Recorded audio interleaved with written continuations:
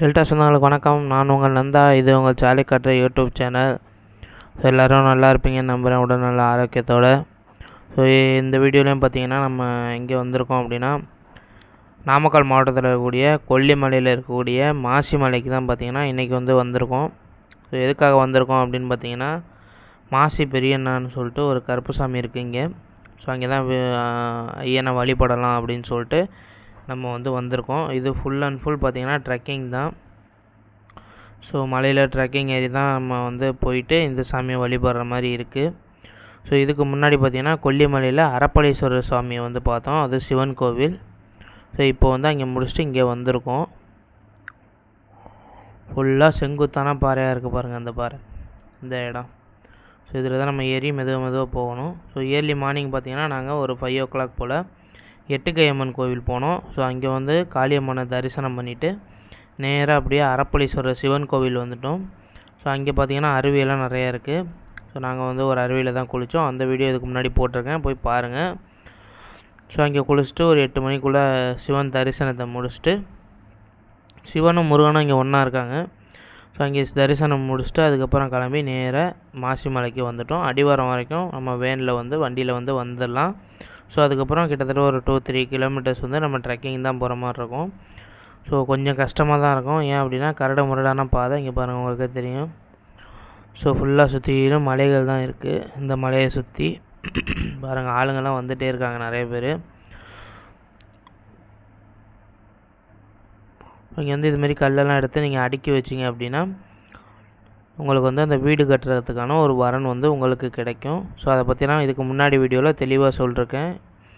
So நம்ம சேனலை நீங்கள் இன்றைக்கி தான் ஃபஸ்ட் டைம் பார்க்குறீங்க அப்படின்னா கண்டிப்பாக சப்ஸ்கிரைப் பண்ணிட்டு பாருங்கள். கூட பெல் ஐக்கான் வரும், அதையும் கிளிக் பண்ணி ஆல் அப்படின்ற போட்டு கொடுத்துட்டிங்கன்னா நான் போடக்கூடிய ஒவ்வொரு வீடியோவும் உங்களுக்கு நோட்டிஃபிகேஷனாக வரும். அது மட்டும் இல்லாமல் நான் போடக்கூடிய ஒவ்வொரு வீடியோவுக்கும் நீங்கள் லைக் போட்டு பார்த்தீங்க அப்படின்னா அது எனக்கு கொஞ்சம் மோட்டிவேஷனலாக இருக்கும் நெக்ஸ்ட்டு வீடியோ பண்ணுறதுக்கு. இங்கே பாருங்கள், ஃபுல்லாக பாறையாக தான் இருக்குது. ஸோ நீங்கள் நடக்கும்போது இதுமாரி ஒரு குச்சி ஒன்று எடுத்து கையில் வச்சுட்டிங்கன்னா உங்களுக்கு நடக்கும்போது ஒரு எக்ஸ்ட்ரா ஸ்ட்ரென்த்து கிடைக்கும். ஸோ பிரச்சனை இல்லாமல் நீங்கள் நடக்கலாம், சப்போர்ட் கிடைக்கும். மெதுவாக போவோம். கொஞ்சம் கஷ்டமாக தான் இருக்குது. ஏன் அப்படின்னா ஃபுல்லாக வெயில் வந்துடுச்சு. அது மட்டும் இல்லாமல் மதியான நேரம் வேறு அப்படின்றப்போ ரொம்ப களைச்சி வருது. ஸோ நீங்கள் ஒரு லிட்டர் வாட்டர் எடுத்துக்கோங்க, அதுவே போதும். மற்ற எதுவும் வேண்டியதில்லை. இவங்களாம் ஏன் அந்த பாத்திரம்லாம் எடுத்துகிட்டு போகிறாங்க அப்படின்னா, இவங்களாம் பார்த்திங்கன்னா அங்கே சமைக்க போகிறாங்க, சமைச்சு சாப்பிட போகிறாங்க. ஐயனுக்கு கிடா வெட்டி கோழி அறுத்து ஸோ சமைச்சு சாப்பிடுவாங்க. ஸோ நாங்கள் பார்த்திங்கன்னா கிட்டத்தட்ட ஒரு 10 வருஷமாக இங்கே போயிட்டு வந்துட்டுருக்கோம். ஸோ ரொம்பவே சக்தி வாய்ந்த தெய்வம் அப்படின்னு இந்த மக்களோட நம்பிக்கை. ஸோ குழந்தை வரம் இல்லாதவங்களுக்கு இங்கே நிறைய பேர் குழந்தை வரம் கிடச்சிருக்கு அவங்களுக்கெல்லாம். வாங்க, கொஞ்சம் கிட்ட நிழல் மாதிரி இருக்குது அந்த மரம் பக்கம். ஸோ போய் நிற்போம்.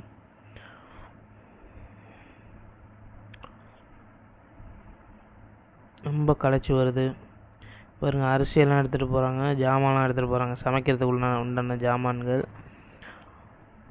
கொஞ்சம் குழுன்னு இருக்குது, இருந்தாலுமே வெயிலோட தாக்கமும் அதிகமாக இருக்குது. ஸோ அதுதான் கஷ்டமாக இருக்கிறதுக்கான காரணம். அப்படியே மெதுவாக போனோம் அப்படின்னா இன்னும் கொஞ்சம் தூரம் தான், கிட்டத்தட்ட ஆல்மோஸ்ட் ஒரு 70% நம்ம ரீச் ஆகிட்டோம் தான் நினைக்கிறேன்.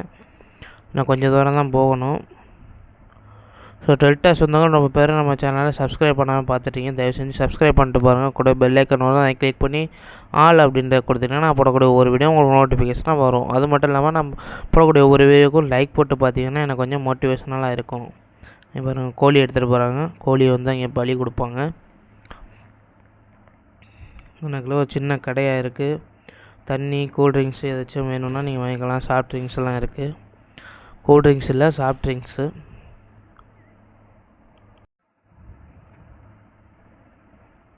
ஒரு வழியாக மரத்தை நிழலுக்கு வந்துட்டோம். கொஞ்சம் வெயிலேருந்து நிழலுக்கு வந்துட்டோம். இருந்தாலும் மலையில் ஏறி போகிறது கொஞ்சம் கஷ்டமாக தான் இருக்குது. ஸோ போகும்போது நீங்கள் செருப்பு போட்டு போனீங்கன்னா கொஞ்சம் பெட்ரு. செருப்போ இல்லை ட்ரெக்கிங் ஷூவோ போட்டு போனீங்கன்னா பெட்டர். வெறுங்காலில் போனீங்கன்னா அந்த கல் முள் எல்லாம் குத்தி காலை கொஞ்சம் வலியை உண்டாகும், இன்ஃப்ளமேஷன் உருவாக்கிடும். இங்கே பார்த்தீங்கன்னா தண்ணி இருக்குது, சாஃப்ட் ட்ரிங்க்ஸ்லாம் இருக்குது. ஸோ ஆனால் என்ன ஒரு பிரச்சனை அப்படின்னா, நீங்கள் வெளியில் 10 ரூபா வாங்கினீங்கன்னா இங்கே 20 ரூபா. சரி ஃபார் எக்ஸாம்பிள் இப்போ 1/2 லிட்ரு 1/2 லிட்ரு தண்ணி பார்த்திங்கன்னா வெளில 10 ரூபா தான், ஆனால் இங்கே 20 ரூபா விற்கிறாங்க. அதேமாதிரி சாஃப்ட் ட்ரிங்க்ஸ்லாம் பார்த்திங்கன்னா இந்த சின்ன பாட்டிலில் வைப்பாங்க, 200 ml வந்து விற்பாங்க. இங்கே வந்து வெளிலலாம் பார்த்திங்கன்னா 10 ரூபா தான், இங்கே வந்து 20 ருபீஸ் விற்கிறாங்க. சரி ஓகே, என்ன பண்ணுறது, அவங்களும் கஷ்டப்பட்டு கீழேருந்து மேலே வரைக்கும் தூக்கிட்டு வராங்க. ஸோ அதனால் சேர்த்து விற்கிறாங்க. இருந்தாலும் நம்மளுக்கு தேவை இருக்கப்போ நம்ம அதை வாங்கி சாப்பிட்டு தான் ஆகிற மாதிரி இருக்குது. ஸோ அதனால் நம்ம மக்கள் வாங்கிட்டு தான் போகிறாங்க. இருந்தாலும் ஸோ இந்த மாதிரியான சாஃப்ட் ட்ரிங்க்ஸ்லாம் பார்த்திங்கன்னா 20 ருபீஸு. நம்ம என்ன பண்ணுறது, வாங்கி சாப்பிட்டு குடிச்சிட்டு தான் போகிற மாதிரி இருக்குது. தாகம் மலை மேலே ஏறி வரோம் அப்படின்றனால விற்கிறாங்க. ஸோ நம்மளுக்கு நீடு இருக்கிறதுனால தான் வாங்குகிறோம். ஸோ இதில் பார்த்திங்கன்னா எனக்கு ஒரு சின்ன டெக்னிக்கல் இஷ்யூ ஆகிடுச்சு. என்னோடய மைக் வந்து பார்த்திங்கன்னா ஆன் ஆகிருந்தது, ஆஃப் ஆகிடுச்சு ஆட்டோமேட்டிக்கலாக. ஸோ அதனால தான் பார்த்திங்கன்னா நான் லைவாக வீடியோ அந்த ஆடியோ வந்து என்னால் போட முடில. ஸோ அதனால தான் பார்த்திங்கன்னா நான் வந்து இதை வந்து இந்த வீடியோ டப் பண்ணி போடுறேன். ஸோ நான் வந்து ஐயாட்ட கேட்டிருந்தேன், என்னோடய தாத்தா தான் அவர். ஸோ நான் அவர்கிட்ட கேட்டேன், இங்கே என்ன சிறப்பு இருக்குது என்ன ஏதுன்னு கேட்டேன். ஸோ அதுக்கு அவர் அழகாக நிறைய விஷயங்கள் தெளிவாக சொல்லியிருந்தார். பட் எதுவுமே என்னால் கேப்சர் பண்ண முடில. ஸோ மைக் ஆஃப் ஆனதுனால அவர் என்ன சொல்கிறாரு அப்படின்னா, இந்த தெய்வம் வந்து ரொம்ப சக்தி வாய்ந்த தெய்வம். இது பார்த்திங்கன்னா கிட்டத்தட்ட ஒரு 30 வருஷமாக வந்து அவங்க வந்து இந்த ஒரு மலைக்கு வந்து வந்துட்டுருக்காங்க. ஸோ அவங்க ஊர்லேருந்து ஒரு 4-5 வண்டிக்கு 4-5 வேனுக்கு கிட்டத்தட்ட ஒரு 80-100 பேரை கூட்டிக்கிட்டு 30 வருஷமாக வந்து வந்துட்டுருக்காங்க. ஸோ ரொம்ப பேருக்கு பார்த்திங்கன்னா குழந்தை வரம் இல்லாதவங்களுக்கு எல்லாம் பார்த்திங்கன்னா குழந்தை வரம் இங்கே வந்து கடவுள் மூலமாக குழந்தை வரம் கிடைக்கிது இங்கே வந்து வணங்கிட்டு போகிறப்போ. ஸோ குழந்தை பிறந்ததுக்கப்புறம் அவங்க ஆடு பலி கொடுக்கறது, அதேமாதிரி இங்கே கோயிலுக்கு வந்து மணி வேல் இது மாதிரிலாம் அடித்து வைப்பாங்க.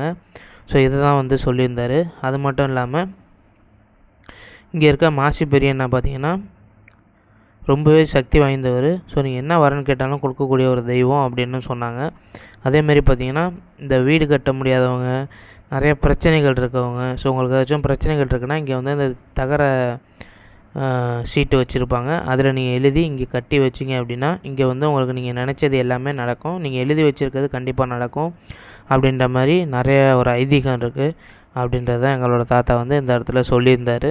ஸோ அதேமாரி எனக்கு தெரிஞ்சும் எங்கள் பக்கத்து வீட்டில் உள்ளவங்க அதேமாதிரி எழுதி வச்சு அவங்களுக்கு அது நடந்துச்சு. அடுத்த வருஷமே அவங்க அதுக்கான காணிக்கையை வந்து செலுத்திட்டாங்க அந்த கோவிலுக்கு கொண்டு வந்து.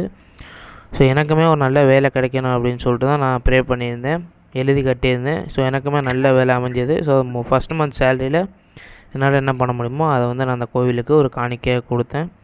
ஸோ நீங்களும் ஏதோ ஒரு பிரச்சனையில் இருக்கீங்க அப்படின்னா இந்த கோவிலுக்கு ட்ரெக்கிங் வந்து இந்த கோவிலில் உங்கள் பிரச்சனையை எழுதி கட்டுங்க. ஸோ உங்கள் பிரச்சனை கூடிய சீக்கிரம் சரியாகும். ஸோ டெல்டா சிந்தோல் ரொம்ப பேர் நம்ம சேனல் சப்ஸ்கிரைப் பண்ணாமல் பார்த்துறீங்க, தயவு செஞ்சு சப்ஸ்கிரைப் பண்ணிட்டு பாருங்கள். கூட பெல் ஐக்கானை தான் கிளிக் பண்ணிட்டு ஆல்ன்ற கொடுத்துருங்க. நான் இதோட வீடியோ முடிச்சுக்கிறேன். நன்றி.